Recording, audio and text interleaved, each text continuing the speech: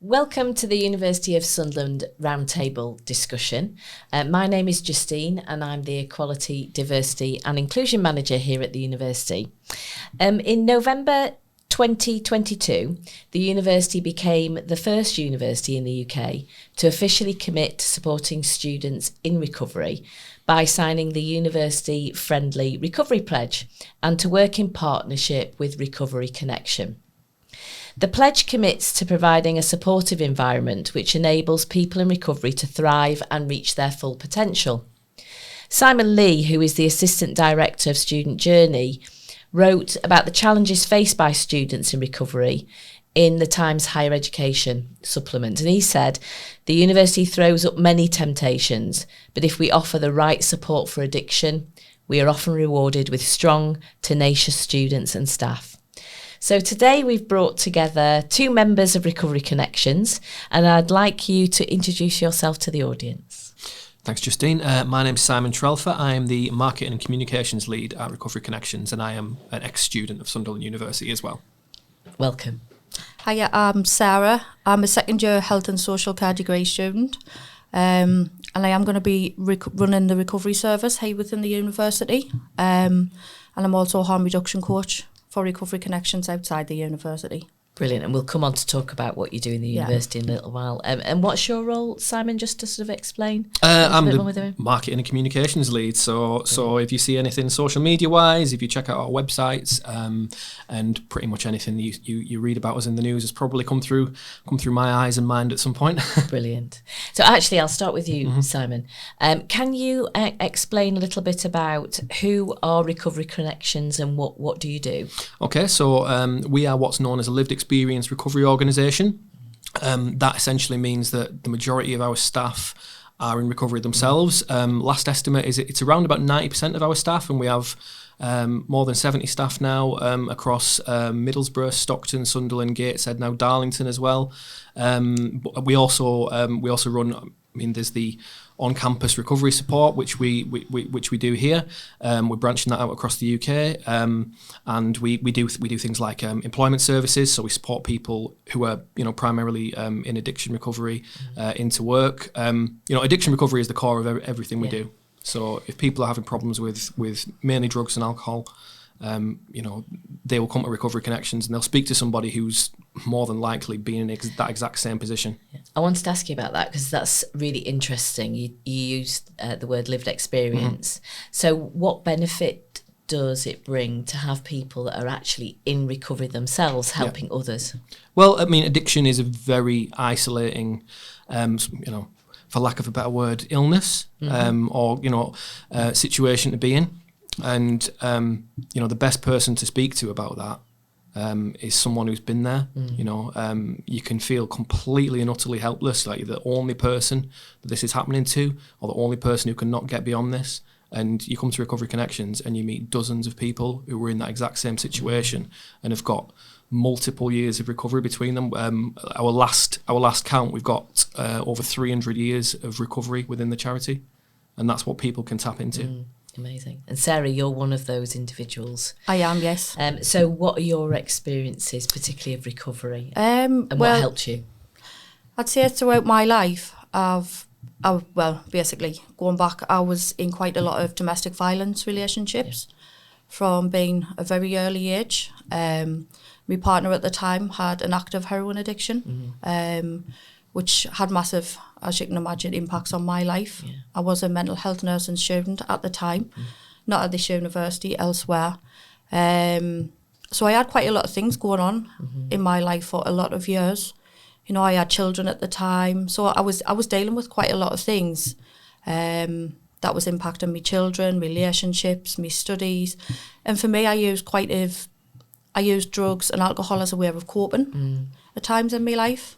When things didn't go right, I would use substances, I would drink, really just as an escapism from the reality that was happening around us.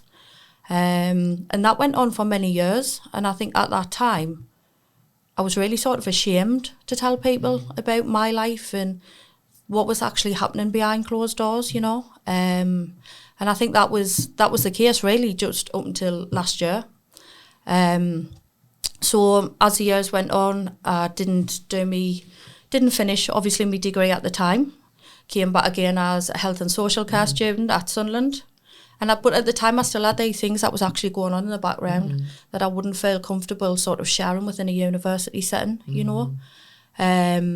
So for me, things just gradually got worse in my life. My children went to live within the family. My relationship broke down. I actually became homeless for quite a while. So I literally went from having more or less everything moving forward in my life to nothing. And what I was doing at the time, I was using drugs and alcohol, like I say, as a way of coping with that. And what I found that I really struggled with is that people don't really give you much encouragement and hope. You know, there's a lot of judgmental people and organisations out there who, when you are in that position in your life, they don't really tell you the positives, you know. You just think that everything's bad and you kind of come back from where you are. And for me, I'd hit a rock bottom. You know, it was either a sink or swim. I was at in my life and I thought, right, this is it. There's a good quality of life out there. And it's about time I had that, you know. So moving forward, I just completely had a lifestyle change, kept away from the circle of people that was sort of holding us back, you know. Accepted a lot of things in my life, which I think a lot of people in addiction, they struggle with. Acceptance is a big thing, you know, and it's a lot of reasons why people use and to have them behaviours. So for me, moving forward, it was, look, I can change this round. And I realised I had to do a lot of work on myself. So I linked in with, at the time, We Recovery, before Recovery Connections was in the area. And I did some work around awareness on drugs and alcohol because I wasn't a person who drank and took drugs every single day.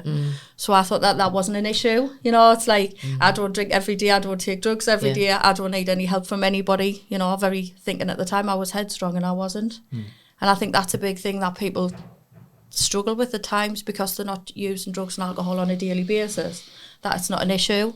And for me, what was happening, it was causing a lot of problems in my life and it was quite chaotic, you know.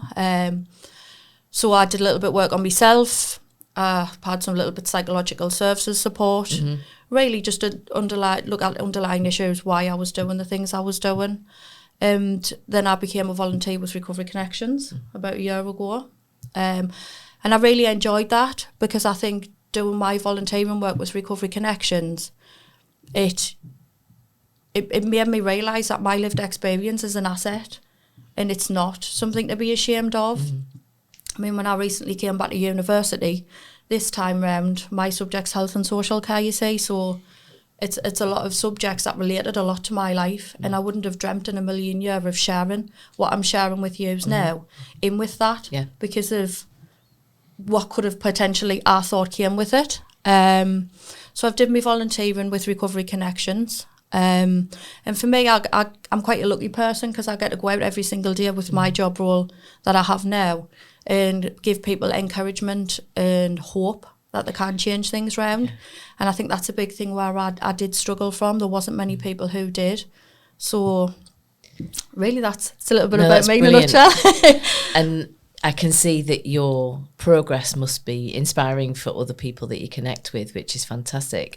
Simon, can I ask you, just around the North East particularly, is Sarah's story quite sort of usual, or how could you describe addiction within the North East? Is there any sort of statistics or sort of key things that would be worthwhile? I mean, you can find statistics in many different places, and they're always quite different. And I think one of the big things about getting into recovery is that it's for you. It's about you. It doesn't matter if X% of the population have a problem with alcohol, X% of the population have a problem with drugs. If you're that person, it genuinely doesn't matter. I mean, alcoholism, drug addiction, behavioural addictions, sex, pornography, gambling, those sorts of things. They're problems everywhere. So I don't think to sort of pinpoint any particular location is that relevant for something that has to be person centred, and that's how lived experience really comes to the fore, because you know, I mean, I'm speaking from experience here. You think you're the only person who feels like this. You think you're not the only person this has ever happened to, but you do believe that you're the only person in this exact situation, and that's because it's such a personal thing. It totally engulfs your existence. So undoubtedly, within a few miles of where we are now, there will be people struggling. There'll be people suffering. Some people long term. Some people just getting unfortunately their first experience of that. But there's also so many people in recovery out there, and there are so many different avenues that people can get support, and that's what makes being able to provide this at a university particularly special. Which actually brings me on to my next question, actually, perfectly. So since we're the first university in the UK to sign the Recovery Pledge, what do you think that will mean to the students of the university and the staff? Well, again, I mean, I'm sort of in a quite unique position in that my first time at university, I didn't really know what was happening to me. I knew I drank too much. I knew using drugs was morally questionable. But if you'd said to me, you're well on your way to being an alcoholic and an addict, and that's what people did say to me at the time, I probably would have rejected it, and I did reject it. My second time at university, I was aware of what was happening. I didn't know what to do about it. I didn't think there was anything that could be done about it. My third time at university, which was at Sunderland, I spent my first year drunk. I spent my second year in recovery, which was amazing. I spent my third year, I did relapse in third year, and the university were absolutely wonderful to me, and I wouldn't have graduated without the support of the university. However, a little bit like Sarah, I didn't mention what was at the core. Didn't mention what was at the core. So for students who are sort of looking at their life and thinking, is this normal? Should I be feeling like this? It's not so much about, like Sarah said, it's not about using drugs or alcohol every day. It's about what drugs and alcohol and the other behavioural addictions are doing to your mental, doing to your everyday. If there's something on your mind that is troubling you every single day and you don't know where to turn, this is an absolutely invaluable resource.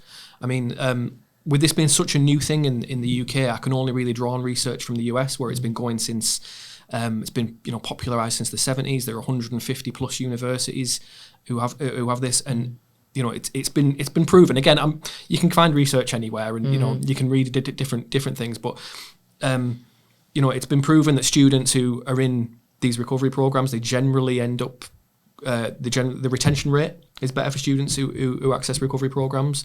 The grade point average, which is obviously that's US based, that's generally higher for students in recovery, and the relapse rate for students who are in a recovery program compared to compared to the relapse rate of addicts elsewhere in society is so much lower. Yeah, and it does just come down to that peer-led support. Sarah, I'm just really interested. You had a point where, from a self-awareness point of view, you knew you had to change something. So what can you say to people that maybe are asking themselves the question, am I an addict? You suggested you don't drink every day, and I think you probably are right in pointing out that a lot of people would think that an addict is somebody who does something every day. So how do you help somebody get to the point where they can understand that they need help? Is that I think if somebody's questioning already, right? So it's that they can clearly say that something's causing the problem, because they wouldn't be questioning it if they weren't doubting that there was an issue. So I think for me, really, I think prevention is a big thing that I'm sort of passionate about as well, because we don't want students of the university to get to this massive addiction, because if we can help support that before it gets there, then that's really sort of why I want to be here and do what I do. So if somebody isn't doing something every day, but is starting to say, oh, am I drinking too much, or am I... Yeah, I think it's that's the point to get help. It's about recognising change. You know, some people who are starting to begin addiction or having problematic substance use. It could be anything. It could be somebody being out of character. So for example, if you're drinking once a month, but every time you're having a drink that once a month, you're getting arrested, or that makes sense. You're getting arrested, then clearly there's a problem with the drinking.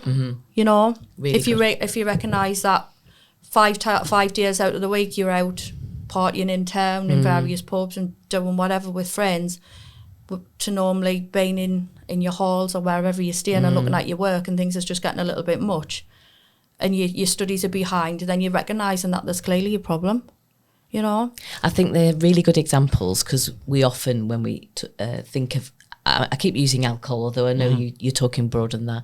When we think of alcoholics, we think of somebody who's lying in a gutter somewhere day after day and drinking first thing, but actually you're saying it goes back before that point, and look for patterns and things like that. Yeah. Could I Please jump in on that? Yeah. I mean, again, I'm just talking from personal experience, but I mean, it's a little bit like being on a hamster wheel. You wake up in the morning, you feel awful. You know what you did last night has had a negative impact on you. You know there was a point yesterday, I didn't really want to do that. And then a few hours later, maybe, you know, particularly when you're younger as well, your body's recovering a bit, you're feeling a little bit brighter. Oh, go on, I'll just have another. Yeah. I'll just have another. And then a few hours later, you feel fine because you've got the drug or drink or whatever it is. You've got the thing that is troubling you and it's making you feel great. And then comes the come down, the shame, and the days just become exactly the same, but all the while that addiction is getting worse and worse and worse. Which I think on the back of that, your mental health just deteriorates massively, you know. So it's not even just that the addiction's affecting your family, your work, anything else around you. It's actually clearly affecting your mental health massively, which then again is impacting on your use of whatever you're doing. So just going back to Simon says, like that, just that horrible repetitive circle that you get stuck in. I mean, for myself, I had these really big, massive life event things happening, you know. My children was living somewhere else. It was a really, really big thing for me. And I was doing what was causing that more, you know. Oh my God, today is terrible. Let's use drugs and let's drink today because all the problems will go away. Which was impacting massively on my children not being with me and on everything in my life, you know. So that was a circle that I was stuck in for quite a while. And I think until sort of you break that circle or you have a bit of a reality check, really, of something happens and you think, do you know what, this has happened and now it's time to change. You continue to do that. Yeah. Let's move on actually to the recovery phase then, Sarah. So what stigma is attached to being in recovery, and why is it important that you break it? You know, thinking again particularly with regards to students, you talked about how important your recovery was to actually getting your degree in the end. So, yeah, talk us through that recovery and the stigma attached to it. I mean, I think there's massive stigma because, like I just said, personal experience about myself. What's expected of a student isn't somebody who's using drugs outside, which I think can be quite hypocritical because student life can be, you know, it's a party lifestyle for some, especially the younger generation, which I think is quite frightening. Because you have the younger generation coming into a university and you got all the freshers stuff and everybody's out and it becomes a way of life, you know. And for me, I think stigma is a big thing because people's actually frightened to speak about what's happening. They're frightened to share the stories about what they're actually going through because they think that they're going to be penalised. They're ashamed. I think being ashamed is a massive one, and they're actually feeling quite guilty about what they're doing. You know, so people are really reluctant to speak to service. I think especially within the university, I know myself, like I say, I've never used any substances for over 5 years now, but I only came here 2 years ago and I still didn't feel comfortable sharing my life and things that I've done in it with the university because I think it's people, they're frightened to be judged and I think it can be very judgmental. I think what's hard as well within a university setting is that we have a lot of professional courses. Yes. Which drugs and alcohol and behaviour problems like that can massively affect the course because it's just not tolerated. Of course. So we've got people holding back sharing because they feel like they're going to lose the course or be kicked off the course, which I think it's sad because the university don't want that. You know, we want to try and support people as much as we can in recovery. That's with people who even just, I always say I don't want anybody just to think that our recovery service within the university, you have to be in this massive addiction and because it's not like that, you know, we're here for support in all areas. Like I say, whether it's using once a day or once a week, something that can be problematic, people who are really struggling at addiction and they are frightened. We want to support everybody in every area, and I think breaking stigma is going to be a lengthy process because I think outside of the university, stigma is a massive thing.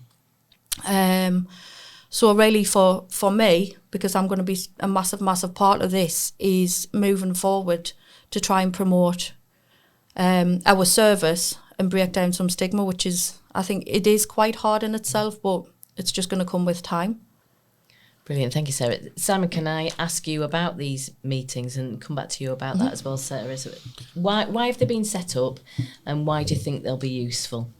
I mean, they've been set up because there will be some students out there who are starting to ask themselves those questions. You know, am I drinking too much? Am I using too much? Is this thing that I'm doing good for me? They'll be confused about that, and this is just a safe place to be able to share that, a safe place to be able to learn from someone who's had a very similar experience, and I think that's invaluable, particularly when, you know, we talked about stigma there. A lot of stigma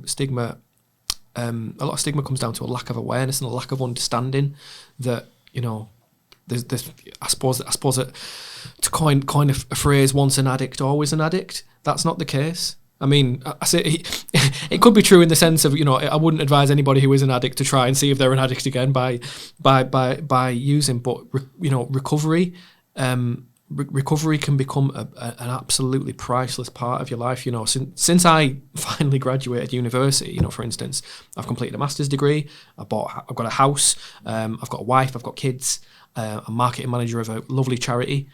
None of that would have happened without recovery. I mean, it's been quite a while. It's 7 years this week since I last had a drink. I think I'd probably be dead. I do think I'd actually be dead by now. And that is what is available here to the people who need it. And for Sunderland University, you know, my university, to be the first to sign this pledge and join a very small but growing number of other universities who are starting to come round to this is absolutely wonderful. You know, and we talked about stigma.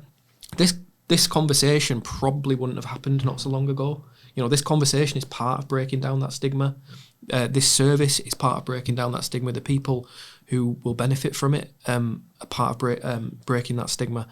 You know, this is the start of a journey.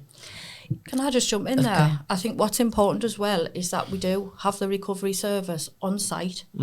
You know, because we do have a lot of students that's not from this area. Some students who's not from the UK. You know, where would they turn if they had an addiction or they recognised that they were having a problem with substances? Where do you go in an area that you're not familiar with?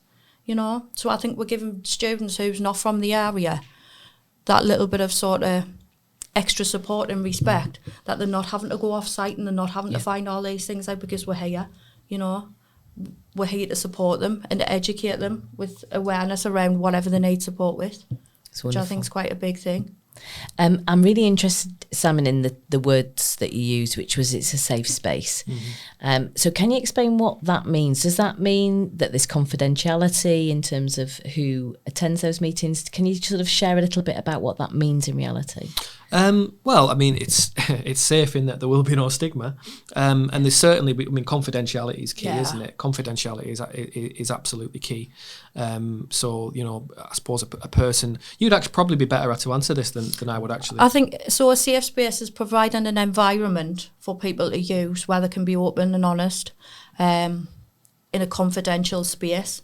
You know, so everything that gets spoken about within that group setting, or whether it's one person with another person having a chat, that will remain confidential. The only time that would ever be breached if there was anybody who was a risk to themselves or risk to somebody else. So I couldn't stress the point enough. Anybody using the service, whatever they share will be kept within them walls and within the organisation. It would never be passed on to any... Yeah, so it's not shared with the university, is it? So that's what's important for the students to know. who do have these concerns that they're going to be through off the course or anything like that, that's something that I don't want them to worry about, because what we share stays behind them walls and it stays with us, you know, obviously, unless, like I've just said, regarding risk, but it's a safe space for them. you know, where they can offload. Yeah. You know, when people keep things to themselves, especially around addiction, and without sharing that, sometimes that escalates, like Simon was saying, you know, on that wheel that goes round and round, because they're worrying and they're stressing and they haven't got anybody to share it with, you know.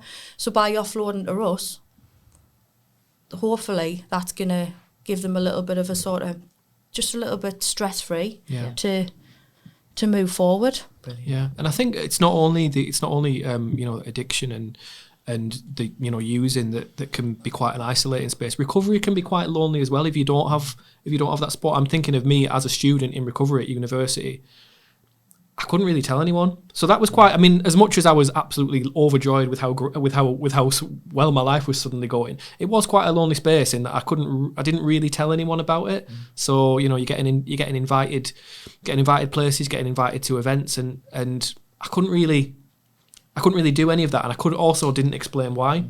So, you know, I mean, something that quite often happens within on campus recovery groups is that you'll naturally start organising things. I mean, we're obviously way off that at the moment, but I mean, I'm going to the US model. You know, they become massive sober societies and create sober events, and that really, you know, does help to, again, spread awareness and reduce stigma, but also gives people. It doesn't mean you have to cut ties with everyone who you already know and have made friends with. It just means you've got a nice support group there of people who understand exactly what you're going through, and you can share with them when you need to. Yeah.